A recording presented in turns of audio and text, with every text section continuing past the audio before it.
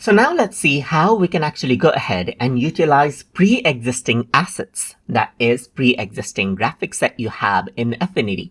So to access out these pre-existing assets, you need to go around over here onto Window and then go around over here onto General, and Asset is an option. So by default, you don't see any asset right here. But if I were to click from default right here, if I were to click here and go for simply flat icons, then you can see some assets right here. You can expand it, and over here you can see that there's many different assets, pre-made assets that you can go ahead and use. For example, there's the sound asset. You can click and drag this out, and you can see that this is a graphics, a pre-made graphics right here that you can use. You can go ahead and bring in this, let's say for example, right here, just like this. And then let's say for example, I can bring this layer up right here, and then you can go ahead and let's say for example select out another asset that you have right here just like this, and then make your graphics just like this. So you can go around over here and set as well. Let's say for example, if I were to go around and say mic,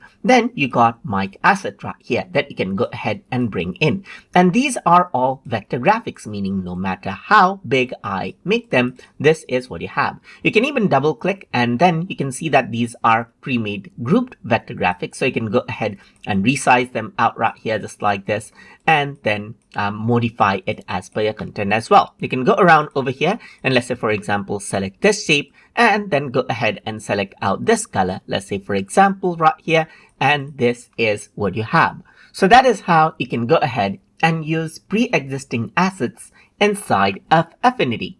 So hope you guys learned something as always. And as always, please like, comment, share, and subscribe.